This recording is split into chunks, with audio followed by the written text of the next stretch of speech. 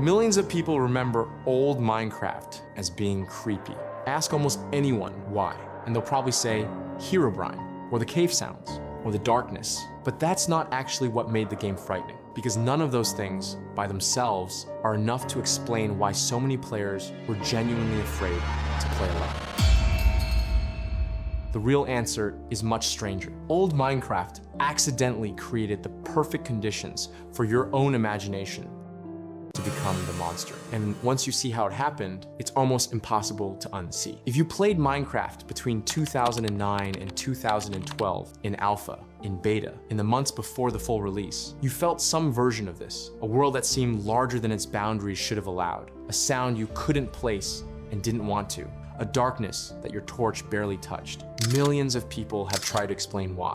Most of them point to one thing: the graphics, the monsters, a specific rumor that spread across the internet faster than anyone could verify it. They're not wrong, but they're not seeing what's underneath all of it. Because the real answer isn't about anything the game showed you, it's about what it refused to.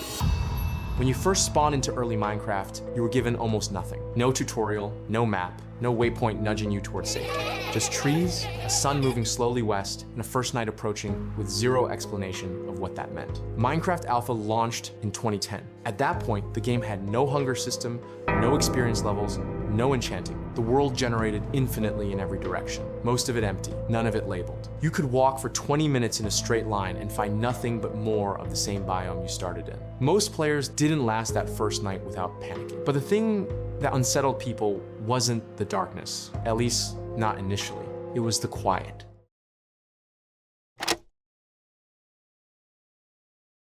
C418. Daniel Rosenfeld, a German musician working almost entirely alone, composed the Minecraft soundtrack across several months in 2011. The tracks he wrote don't sound like video game music. They sound like music written for rooms with no one in them.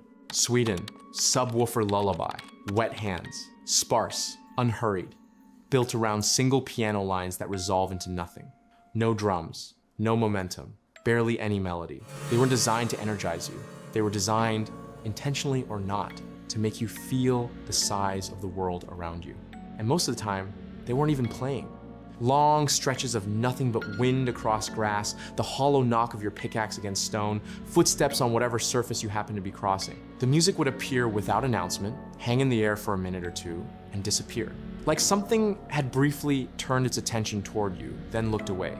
Players from that era have described the same feeling in places that never talk to each other. Forum threads from 2010, Reddit posts from 2014, comment sections from 2019, someone would ask why old Minecraft felt so isolated. And the replies wouldn't mention skeletons or creepers. They'd mention silence. They'd mention logging on after school and feeling before anything had even happened, like they'd walked into somewhere they weren't supposed to be alone. That's worth pausing on, because Minecraft was never designed to be an emotional experience. Notch built it as a survival sandbox. Nobody coded loneliness into it deliberately. But the world was so empty, so quiet, so completely indifferent to whether you were there or not that isolation became the game's defining feature. And no one planned it. And isolation, it turns out, is a very particular kind of fear.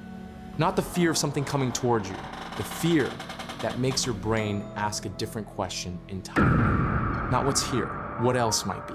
In alpha and early beta, Minecraft's default render distance was set to 8 chunks. That's roughly 128 blocks, around 130 meters before the world stopped rendering and became a flat gray wall of fog. At night, with no torch, the effective visibility dropped to almost nothing. This wasn't just an aesthetic choice. It was a technical limitation of the engine, but its psychological effect on players was significant in a way that nobody at Mojang fully anticipated. When you can see a threat, your brain evaluates it, assesses the distance, the speed, the options. Fear becomes a calculation. But when visibility cuts off entirely, when information simply stops, the brain doesn't downshift, it compensates. It fills the gap with whatever it considers most dangerous given the context. In Minecraft, players had already established the context. You are alone in a large world with no map and no knowledge of what generates at night. The darkness didn't need to contain anything specific to be frightening. The imagination handled that. Then there were the cave sounds. C418 embedded 19 ambient audio files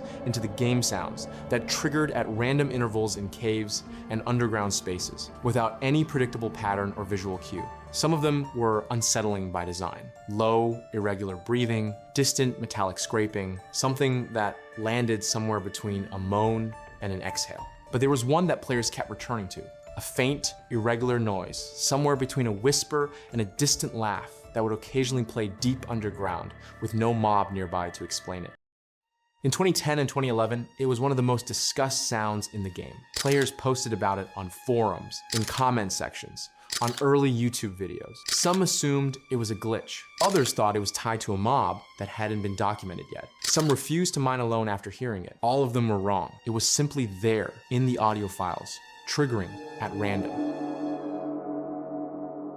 That last detail matters more than it sounds. Because in 2010, the official Minecraft wiki was sparse. There were no comprehensive guides. YouTube tutorials were inconsistent and often inaccurate. If you heard something strange in your cave and went looking for an explanation, you were likely to find speculation, not answers. The information gap wasn't incidental, it was structural. The community simply didn't have the tools yet to verify anything. So the sound stayed unexplained. And unexplained in that particular game, in that particular era, meant something specific. It meant it could be anything. The game never confirmed what it was, never lit up the dark to show you there was nothing there.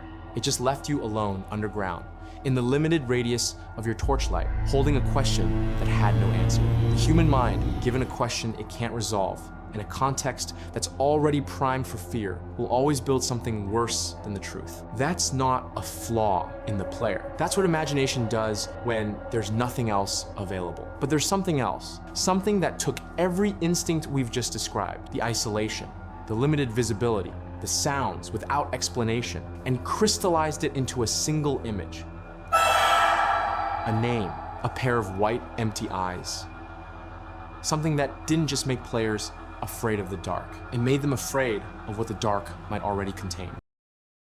The Herobrine myth began, as far as anyone can trace it, with a post on the 4chan X, bored the paranormal subforum sometime around 2010. The post described a player encountering a figure in their single-player world that looked identical to the default Steve skin, except the eyes were solid white.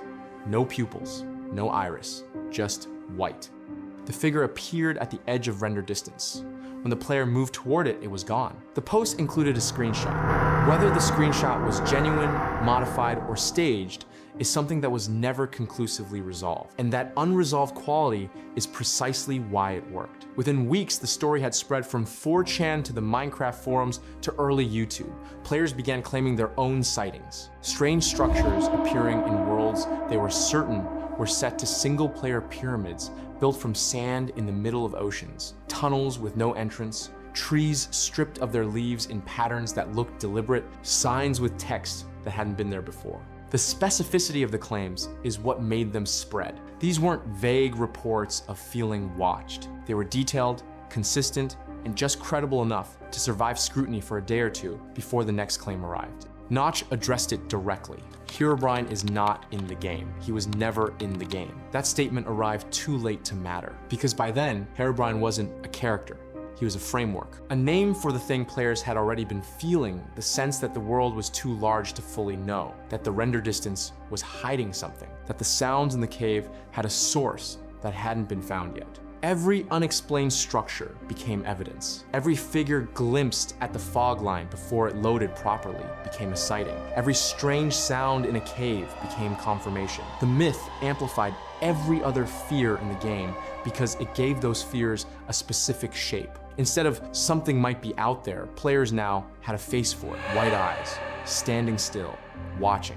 Mojang, to their credit, leaned into the absurdity over time. Starting in late 2011, Minecraft patch notes began including the line, "removed Herobrine," as a running joke even when no such code had existed to remove. It became a tradition. It still appears occasionally today. The joke is genuinely funny, but it only works because the thing it's joking about had already been diffused. Because by the time the joke landed, the fear was already gone. The question is, what exactly changed?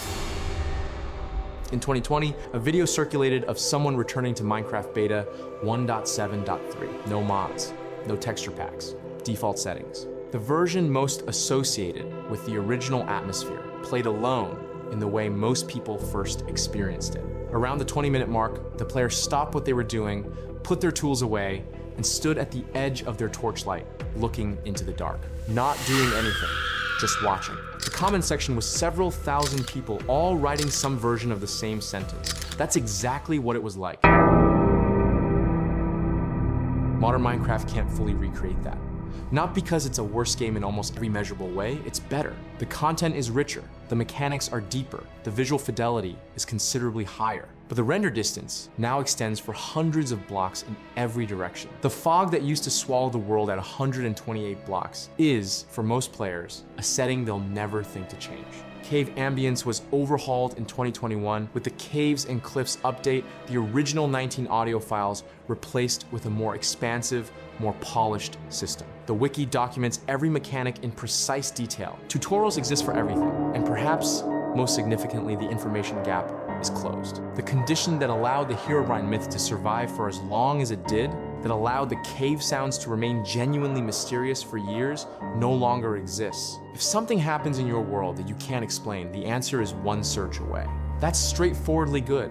It makes the game more accessible, more learnable, more enjoyable for a much wider audience. But it changed the nature of the experience in a way that's difficult to overstate. The original fear of Minecraft wasn't designed. It emerged from the intersection of technical limitations, sparse documentation, and a player base that was encountering something genuinely new without any established framework for understanding it. No one knew the rules because the rules weren't published yet. No one knew the boundaries because the boundaries weren't mapped. The world was unknown in the most literal sense. It had not yet been known by anyone. That condition can't be recreated. It existed once, briefly, and then the community documented it out of existence, which is exactly what communities do, and exactly why no one who did it should feel bad about it. But it means the players who experience old Minecraft at the right moment encountered something that isn't available anymore. Not a better version of the game or a worse one. A version that was genuinely structurally incomplete, and that incompleteness was, for a specific window of time,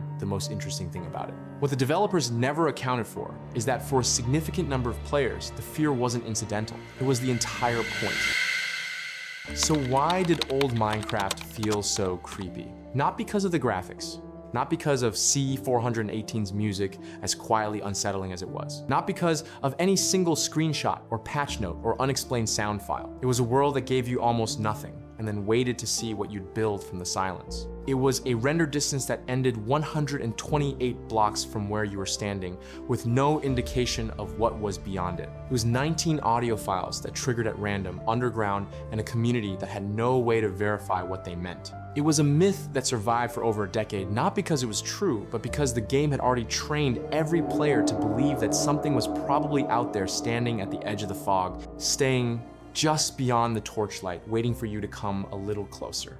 Modern Minecraft answered every question the old version left open. The fog lifted, the wiki filled in, the sounds got explained, the patch notes turned the ghost into a punchline, and the game got better. That's the honest version of the story. The game genuinely improved. But in improving, it resolved the specific conditions that made the original experience what it was. The mystery required ignorance to survive. The fear required the darkness to mean something. The myth required a player base that didn't yet have the tools to disprove it. All of those conditions are gone. What remains is the memory of them. Forum posts from 2010, YouTube comments from people describing worlds they haven't loaded in 12 years. A generation of players who, if you ask them what Minecraft felt like, will describe not a game, but a place, somewhere large and quiet and not entirely safe, that they can still picture more clearly than most places they've actually been. The version they're remembering was never the most polished version of Minecraft. It was the one that left them alone in the dark, with a torch that wasn't enough, and no way to know what was standing just outside it.